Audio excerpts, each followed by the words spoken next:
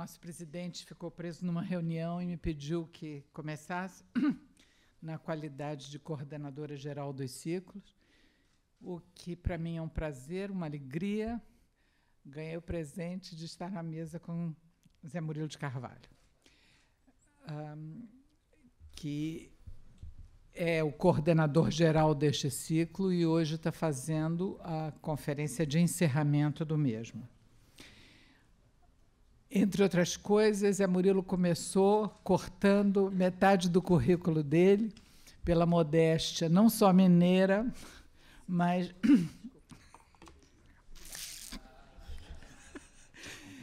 Recuperei minha identidade. Mas, enfim, então, muito editado, eu apresento aqui o currículo de Zé Murilo, que é bacharel em Sociologia e Política pela Faculdade de Ciências Econômicas da UFMG, mestre PhD em Ciência Política por Stanford, nos Estados Unidos, fez pós-doutorado pela Universidade de Stanford e pela Universidade de Londres, e é doutor honoris causa pela Universidade de Coimbra. Professor do Departamento de História da UFRJ, foi professor adjunto do Departamento de Ciência Política da UFMG, do Instituto Universitário de Pesquisas do Rio de Janeiro. Membro do PEN Clube, do Instituto Histórico e Geográfico Brasileiro e da Academia Brasileira de Ciências. Ganhou vários prêmios internacionais, entre eles o Casa das Américas, em Cuba, e os Scopus, em parceria com a CAPES. Entre suas muitas publicações, é autor de Cidadania no Brasil, O Lento Caminho, A Formação das Almas, O Imaginário da República no Brasil, A Monarquia Brasileira, Forças Armadas e Política no Brasil, e uma bela biografia de Dom Pedro II, Ser ou Não Ser. E o seu livro mais recente é O Pecado Original da República, que está sendo lançado esta semana.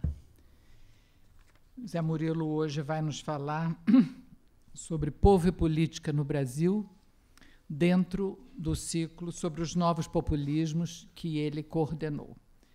Com a palavra, Zé Murilo de Carvalho.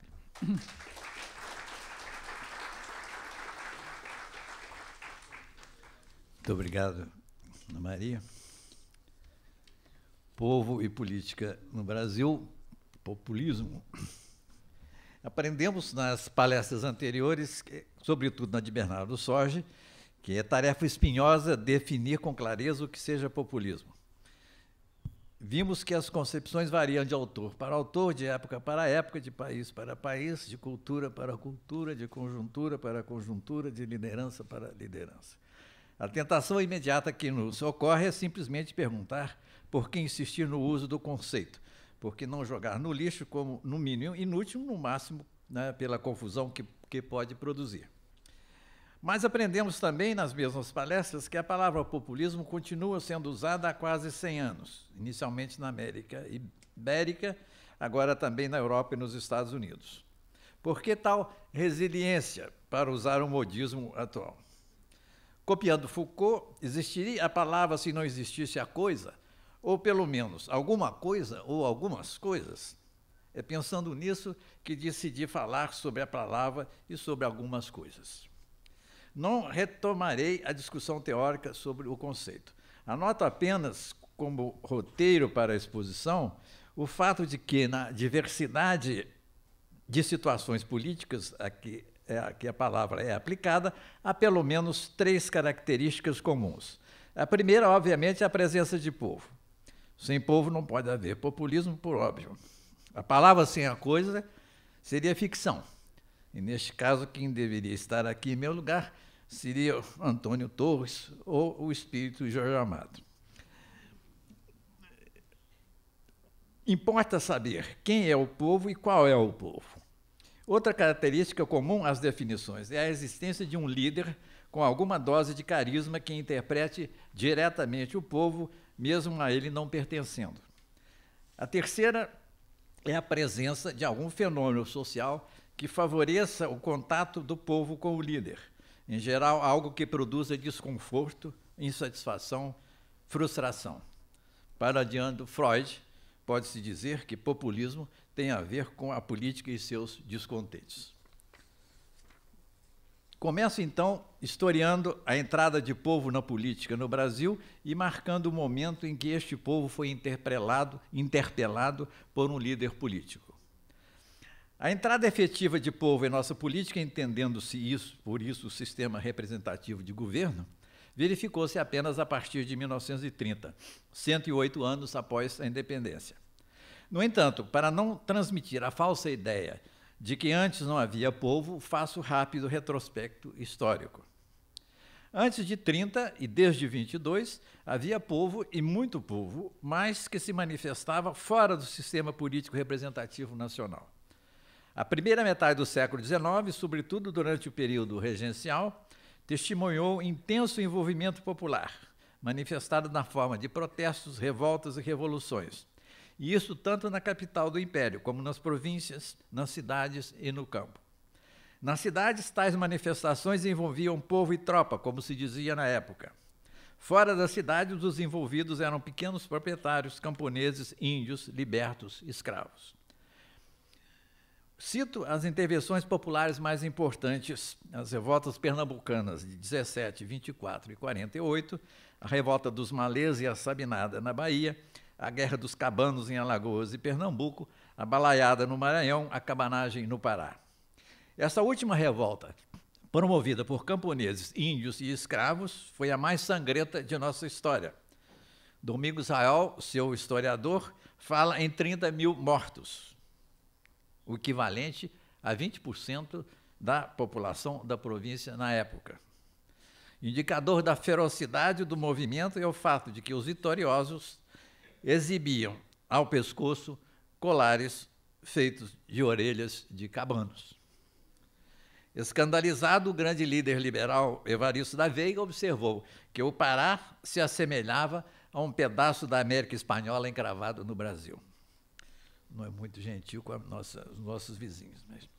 No segundo reinado, estabilizado o sistema político, tivemos reações menores, mas também indicadoras de insatisfação e ativismo político, como as que combateram a realização do recenseamento, a introdução do sistema decimal, o aumento de impostos, o recrutamento militar. Neste último movimento, destacou-se como grande novidade a intensa participação das mulheres. E não sei porque não foi ainda estudado, nem mesmo por historiadoras. Na Primeira República, houve as revoltas de Canudos, de Chibata, do Contestado e da vacinação obrigatória. Nenhum desses movimentos, no entanto, teve alcance nacional ou pretendeu intervir na política nacional. Eram manifestações reativas, provenientes de uma cidadania em negativo. A grande exceção, naturalmente, foi a magnífica campanha abolicionista, nosso primeiro movimento político e social de alcance nacional. É preciso registrar, no entanto, que, ironicamente, a baixa participação eleitoral no século XIX era superior à que se verificava nas nações europeias da época. Até 1881, 10% da população, ou 13% da população livre, votavam, incluindo-se neste número analfabetos e libertos. Em comparação, em torno de 1860, a participação eleitoral na Suécia, na Grã-Bretanha e na Espanha era, respectivamente, 5%, 3% e 2,6%. Mas o Brasil já era Brasil. Enquanto os países europeus expandiam a participação, nós a restringíamos. Em 81, a lei de eleição direta proibiu o voto dos analfabetos e dificultou a comprovação de renda. Em consequência, a participação eleitoral caiu para 1%. A República manteve a exclusão dos analfabetos e chegamos a 1930 com uma participação de 5,6%, metade do número anterior a 81, que só foi recuperado em 1945, 64 anos depois.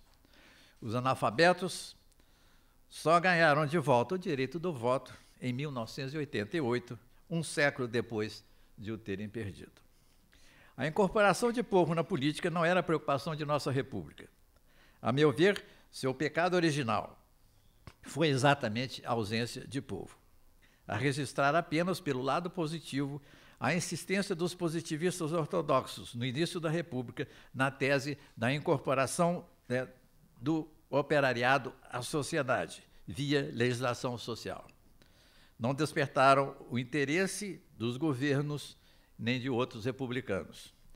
Graças a ideias como essa, os ortodoxos eram tidos como lunáticos, uns ETs tropicais. Em 1930, não tivemos uma revolução social, mas politicamente ela trouxe mudanças importantes. Entre essas, o início da incorporação do povo na política e na sociedade. Na política foram introduzidos o voto das mulheres, o sistema eleitoral proporcional, o voto secreto e a justiça eleitoral. No social surgiram várias iniciativas no campo da legislação trabalhista e previdenciária. E o próprio povo foi para a rua no bojo de movimentos nacionais como a Ação Integralista Brasileira e a Aliança Nacional Libertadora. Foi também após 30 que, pela primeira vez, um líder político interpelou o povo e procurou incorporá-lo ao mundo da política. Falo de Pedro Ernesto, médico e tenente civil, que foi interventor e primeiro prefeito eleito do Rio de Janeiro. Pedro Ernesto construiu a primeira escola em uma favela, na Mangueira. Apoiou as escolas de samba, usou o rádio para se comunicar com a população, alistou eleitores, fez comícios e criou o Partido Autonomista do Distrito Federal. Teve o apoio de Vargas até ser preso sob acusação de envolvimento na revolta comunista de 1935. Absolvido pelo Supremo Tribunal Militar, foi delirantemente aplaudido em comício realizado na esplanada do Castelo e cortejado pelos dois candidatos à presidência, Armando Salles de Oliveira e José Américo.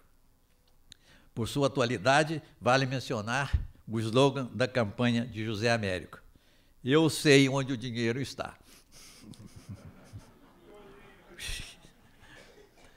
Hoje ele se elegeria de goleada. Proclamado o estado de sítio, Pedro Ernesto foi preso. Mas Michael Caniff, que escreveu sobre ele, com razão, o chama de primeiro líder populista do Brasil. Vargas colocou-o na cadeia, mas não sem antes aprender com ele os segredos do ofício. E superou o mestre. A partir de 1942, até o final do Estado Novo, o ministro do Trabalho, Indústria e Comércio, Alexandre Marcondes Filho, apresentou um programa semanal na Rádio Nacional, durante a Hora do Brasil, intitulado Falando aos Trabalhadores Brasileiros. Nele, explicava didaticamente a nova legislação social e trabalhista, atribuindo a Vargas todo o mérito. Em dezembro de 1938, por ocasião da inauguração do prédio do Ministério do Trabalho, Vargas já tinha usado pela primeira vez a expressão trabalhadores do Brasil, que se tornaria a marca registrada de seus discursos. Eu ainda me lembro de ouvi-lo no rádio e me chamou a atenção a pronúncia gaúcha e correta do L que ele tinha. Trabalhadores do Brasil. Nunca tinha ouvido alguém falar desse jeito. Desde 1939, a celebração do Dia do Trabalho passou a ser realizada no estádio do Vasco da Gama, em São Januário, tornando direto e intenso o contato do presidente com a massa trabalhadora. Era absoluta novidade. Nunca antes um presidente da República interpelara diretamente os trabalhadores e pedira seu apoio. Efeito desta política de aproximação é o que se passou com o brigadeiro Ivo Borges, que foi participante da deposição de Vargas em 1945. Ao chegar em casa, deu-se conta de que não havia almoço. Suas empregadas tinham desertado, acusando-o de ter derrubado, cito, nosso amigo Getúlio Vargas. Impulsionado pelo queremismo, Vargas manobrou quanto pôde para permanecer no poder, mas acabou deposto pelos militares. Sua popularidade, no entanto, não foi atingida. Decidiu as eleições presidenciais de 1945, ao mandar que o Partido Trabalhista Brasileiro, o PTB, que ele próprio criara, votasse no general Druta, que havia comandado e liderado a sua deposição.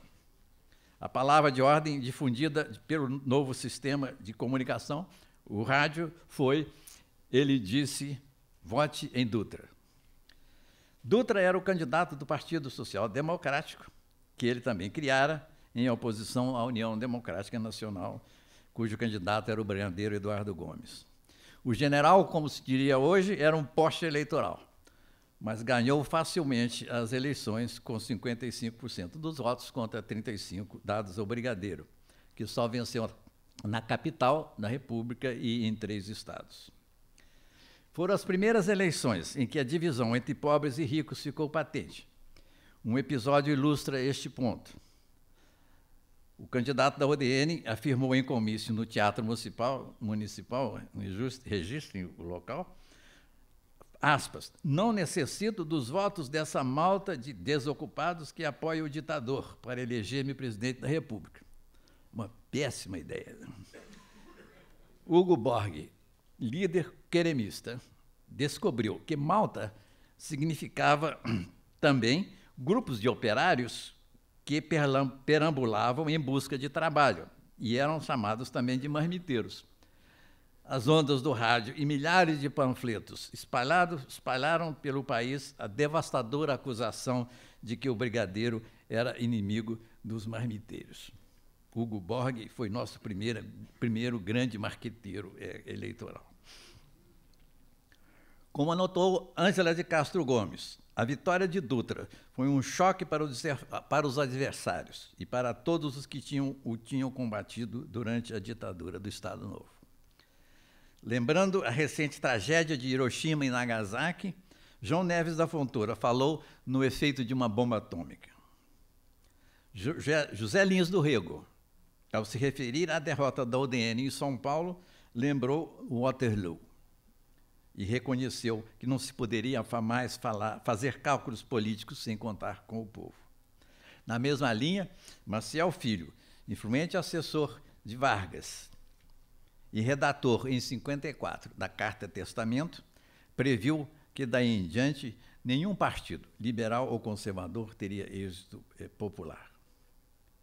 A invasão de povo via eleições, agora abertas às mulheres e aos operários, não mais se deteve, até praticamente bater no teto praticado internacionalmente, qual seja a idade de 16 anos.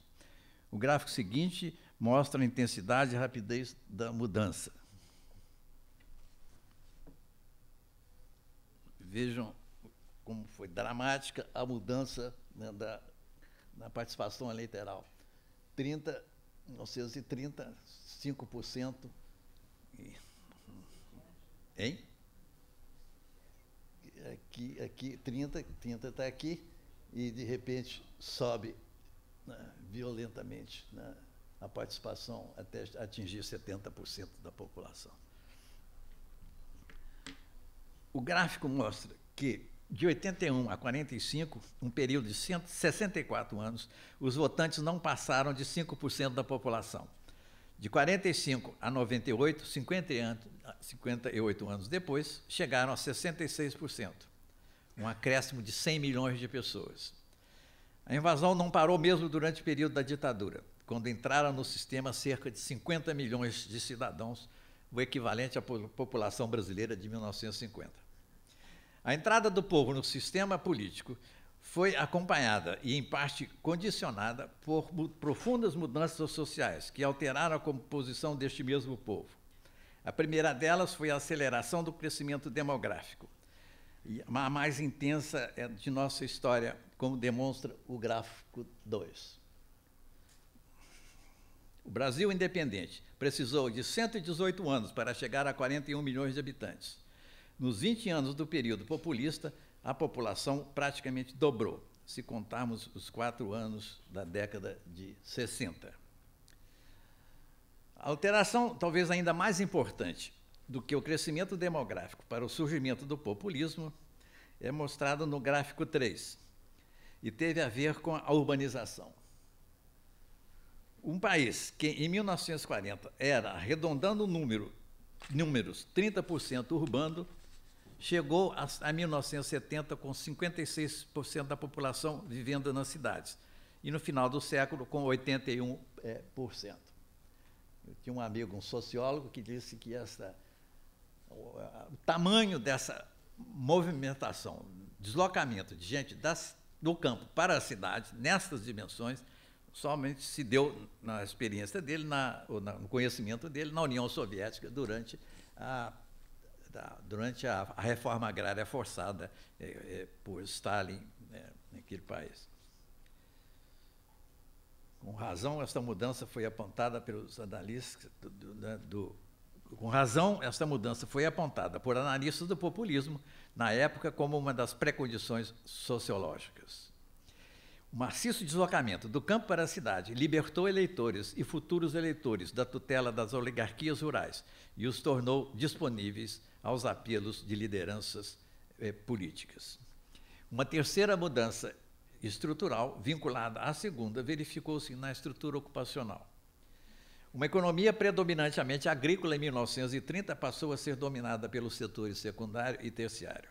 A industrialização, impulsionada pelas duas guerras mundiais e pela crise de 29, fortaleceu a classe operária, tornando-a um importante ator político por sua atuação nos sindicatos, em greves e manifestações públicas. Foram as camadas populares, oriundas dessa mudança, que despertaram a atenção das lideranças de Pedro Ernesto e Vargas, e a seguir de Adhemar de Barros, Jânio Quadros, Leonel Brizola, João Goulart, e criaram as condições de surgimento do populismo das décadas de 40, 50 e 60. Não há tempo para descrever todo o processo. Um exemplo, no entanto, ilustra as consequências políticas do processo. O crescimento do PTB entre 46 e 64. Em 46, o partido elegeu 22 deputados, contra 151 do PSD e 77 da UDN. Em 62, a última eleição legislativa antes do golpe, já superava a UDN por 116 a 91 e quase se igualava ao PSD, que elegeu 118 deputados. Isto é, o PTB estava se tornando o maior partido político brasileiro. O PTB, aliado ao Partido Progressista, de Adhemar de Barros, deu vitória a Vargas em 1950. Aliado ao PSD, elegeu Juscelino em 55 e o vice João Goulart em 60. Nesta última eleição, perdeu para Jânio Quadros, que, no entanto, era outro populista, posto que de diferente estirpe. O partido sobreviveu à morte do líder carismático e caminhava para o que que Weber chamava da rotinização do carisma. Dita a coisa, passo para a palavra, para dizer a palavra, isto é, ao debate da época sobre a natureza do populismo.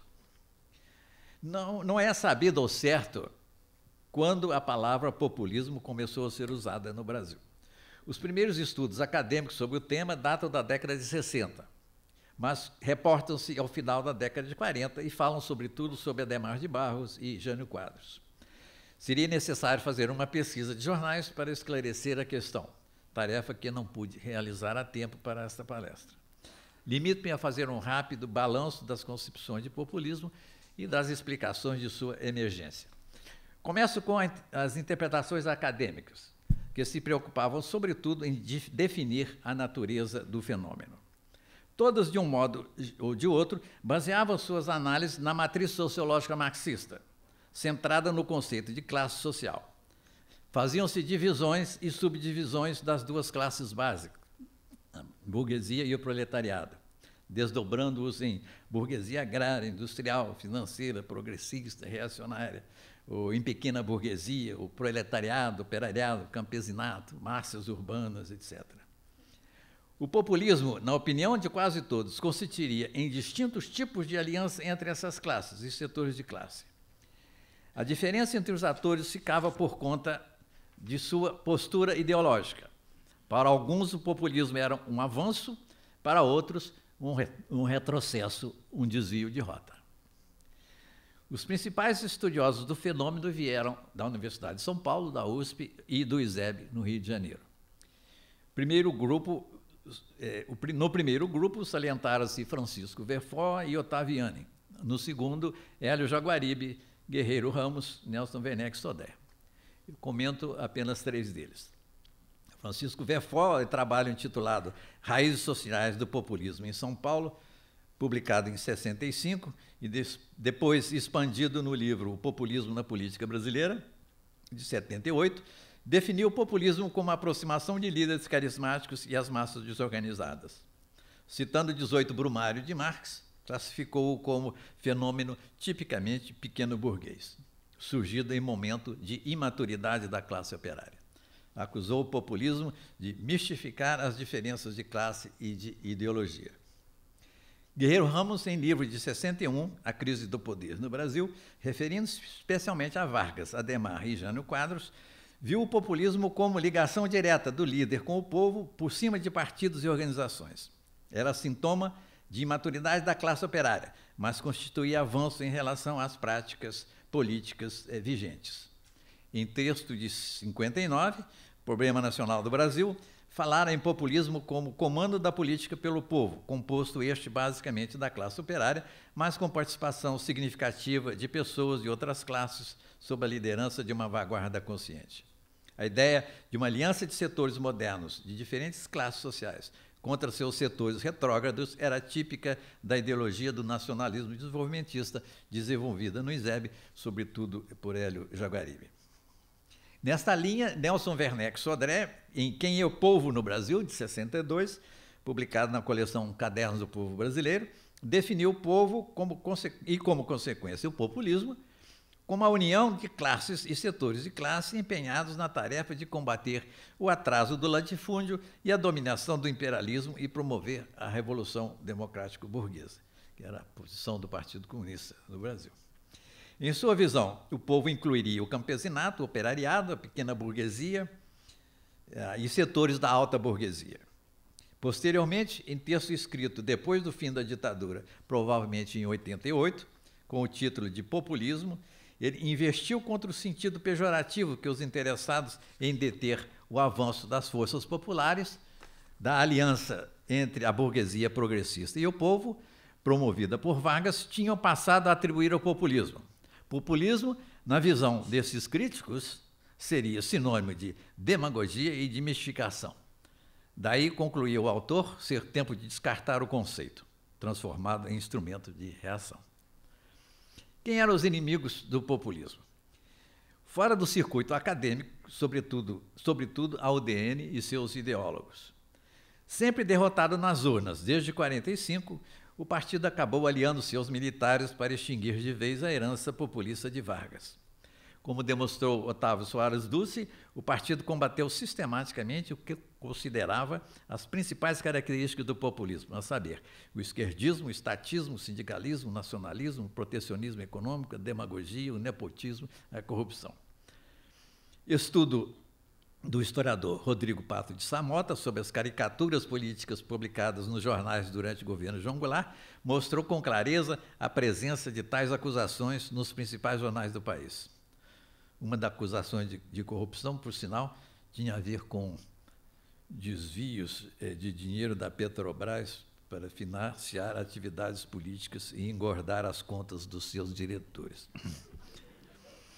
Mas, certamente, para os udenistas, o que mais os irritava no populismo era a sua capacidade de ganhar eleições. O debate foi acirrado, mais ainda do que o de hoje, e com ele os insultos. Os populistas eram xingados de demagogos, corruptos, sindicalistas, comunistas. Retrucavam com apodos de entreguista, elitista, burguês, reacionário. Na universidade, nós éramos, estou aqui delatando a minha idade, mais sofisticados. Nós nos xingávamos mutuamente de marxistas e weberianos. Hoje nos insultamos de coxinhas e mortadelas, de neoliberais e de petralhas. Curiosamente, vez por outra, ainda aparecem os antigos insultos de udenista e populista. Tendo em vista as características do populismo aqui apontadas, podemos concluir que no início da década de 40 teve início no Brasil um experimento populista envolvendo o povo e líderes carismáticos, que em 64 já caminhava para uma disputa ideológica, com base num partido organizado e em programas explícitos de reformas estruturais. Não por acaso, apareceram, no final da década de 50 e início da década de 50, vários livros contendo a palavra revolução no título, de autores como Nelson Werneck Sodré, Caio Prado Júnior, Franklin de Oliveira, Roland Corbusier. Celso Furtado, ele mesmo, publicou em 62 A Pré-Revolução Brasileira, em que pregava a necessidade de reformas profundas, sobretudo uma reforma agrária, para evitar uma revolução de caráter marxista-leninista. Tenho carinho especial por este livro de Celso Furtado, pois foi o primeiro de que fiz, ainda como aluno de graduação, uma resenha intitulada presunçosamente, e na linguagem da época, com o título de Quando a Burguesia é Inteligente. A coisa e a palavra após 64. A experiência populista foi extinta à força em 64, mas as grandes mudanças estruturais que apontamos como vinculadas ao populismo continuaram até o fim do século, inclusive a inclusão eleitoral. Como teria o sistema político reagido à incorporação eleitoral do povo após 64? Seguramente não houve populismo durante a ditadura militar, embora cerca de 50 milhões de brasileiros tivessem começado a votar durante os 21 anos que durou. Mas a competição política foi drasticamente reduzida e não havia eleição direta para a presidência. É preciso, no entanto, aqui registrar que, como no Estado Novo, a ditadura militar não descuidou da inclusão social, introduzindo vários programas nas áreas de previdência, saúde, habitação e habitação. Isso é algo que os estudos da ditadura tendem a não salientar esse tipo de política na ditadura. Além disso, o chamado milagre econômico da década de 70, em que o PIB chegou a crescer 14% ao ano, também ajudou, via emprego, a conter a insatisfação dos novos votantes. Uma época foi feita uma pesquisa de opinião pública, durante o governo Médici, que os autores não publicaram, porque, pelo resultado da pesquisa, Médici aparecia como um presidente popular. Soa meio escandaloso para nós, mas era um fato e que tinha um pouco. Vejam aqui os dois grandes surtos de desenvolvimento, período juscelino e aqui o período militar. Como é enorme, realmente foi enorme. E o sistema passou a cair também juntamente com a queda no crescimento e aumento da inflação.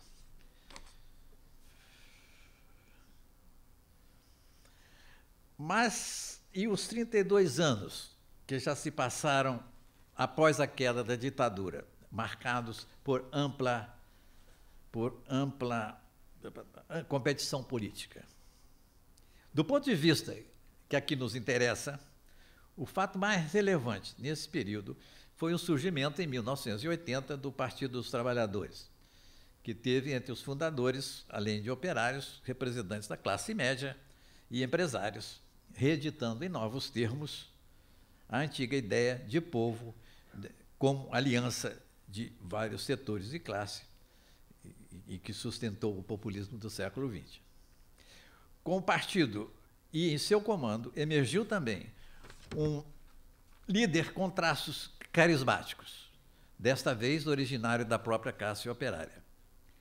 A tática inicial do partido foi interpelar apenas os operários, mas ele só se tornou viável eleitoralmente quando passou a se dirigir ao povo em geral e a fazer as concessões constantes da Carta aos brasileiros. Com essa adaptação e com a vantagem de não ter que enfrentar tanques pelo caminho, como suceder ao PTB, chegou ao poder, onde permaneceu por 13 anos. Traço marcante do governo do PT foi incrementar as políticas sociais existentes e promover outras, visando reduzir os escandalosos níveis de pobreza e desigualdade que marcam o país. Com isto, conquistou o apoio das grandes massas da base da pirâmide social, e que se costuma chamar de povão.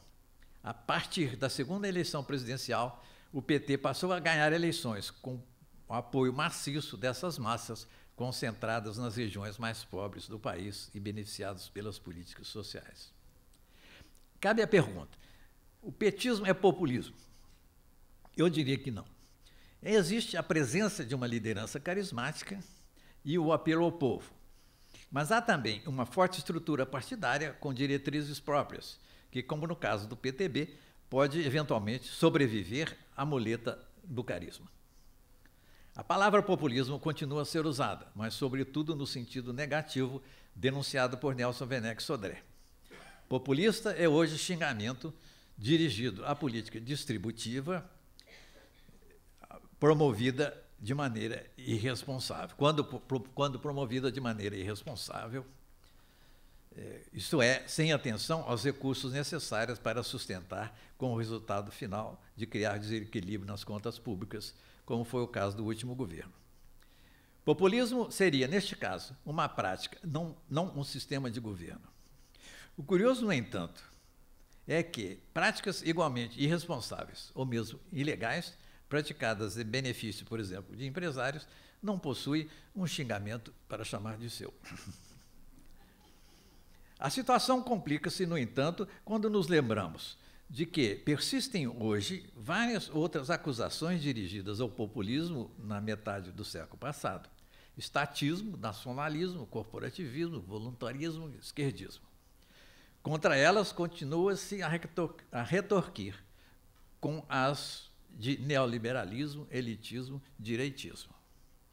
O fenômeno pode indicar sintomas de uma rachadura mais profunda do que a envolvida no debate sobre populismo, e que não posso, no momento, examinar, porque tenho que caminhar para a conclusão. Uma solução fácil, né? Nosso problema mais sério hoje, mais espinhoso do que a inclusão política, é, a meu ver, a inclusão social, via inserção no mercado de trabalho, que implica também em uma inserção educacional. As grandes mudanças da segunda metade do século XX agravaram o problema desta inclusão, ou dessa falta de inclusão, ao produzirem imensa população de desempregados ou de subempregados com baixa renda e baixa escolaridade, uma população que talvez não tenha como ser incorporada, tendo em vista os processos de globalização econômica e de automação industrial. Mas é de conhecimento geral, mas vale a pena recordar aqui algumas dessas características, por favor.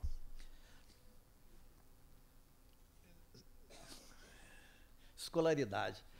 Parte do problema da educação é a escolaridade dos votantes no Brasil. Está aí, quer dizer, superior à parte.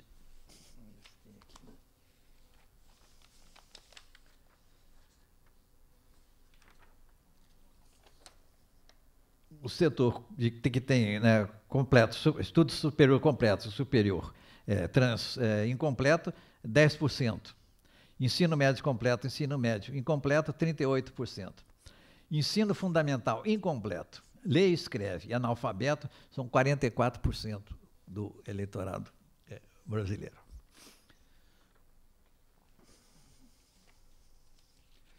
Outro, por favor. A renda média mensal é um indicador da desigualdade no Brasil. Renda média mensal aqui, deixa eu ver. Mais de 5 salários mínimos por mês, 3%. Até 2 salários mínimos, 22%. De 2 a 5 salários mínimos, 75%. De novo, uma imensa desigualdade social que está embutida. Terceiro, mais um. Renda média mensal. Tá aí. Volta, por favor. Eu acho que eu li a tabela errada. Renda média, mais de 5 salários, não é essa mesmo, 3%, e de 2 a 5, 70%. E próximo. um dos clássicos indicadores de desigualdade é o chamado índice Gini, de desigualdade, que quanto mais perto de zero, o índice é mais, a desigualdade é menor. Por esse indicador, podemos ver que em cerca mais ou menos de 200 países, o Brasil está 9ª, 9ª posição pior, na 9ª pior posição na desigualdade.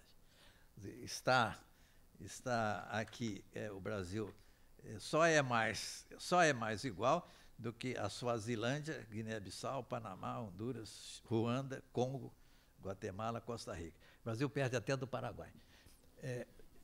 É claro que esse tipo de dados são problemáticos, mas, de qualquer maneira, os erros de cálculo se aplicam a todos os casos. O Paraguai, Colômbia, vários países da América Latina estão à frente do Brasil em termos, né, de igualdade social. E, além disso, a má notícia é que, de acordo com estudos recentes, a redução da miséria e da pobreza verificada, evidentemente, comprovadamente, nos últimos anos, não afetou significativamente a desigualdade. Os 10% mais ricos, que concentravam 54% da renda em 2001, passaram a concentrar 55% em 2015. Não houve aí nenhuma alteração realmente no índice de desigualdade. A razão disso é que não houve uma política de esquerda e não foram atacados que atacasse os sustentáculos da desigualdade, assentados, sobretudo, na política tributária. Sem mudanças redistributivas, tipicamente de esquerda, que o PTB propôs, mas que o PT não teve força ou vontade para introduzir, as políticas sociais continuarão a ser paliativas, assistencialistas, analgésicas, e a depender de cenários econômicos internacionais favoráveis, como no caso do Lula, como no cenário encontrado por Lula. Qualquer partido que queira ganhar eleições hoje, como previu Maciel Filho, em 1945, terá que oferecer algo ao povo de hoje, a massa de eleitores alojada na base da pirâmide social, com poucas oportunidades de ascensão, mas que, na hora do voto, escolhe racionalmente o candidato que lhe promete mais. Populistas ou não, os governos serão julgados pela capacidade de enfrentar eficazmente esse imenso drama humano. Já citei Foucault e Nietzsche e Freud, termino com Camões. Cesse tudo o que a musa antiga canta, que outro valor mais alto se levanta. Muito obrigado.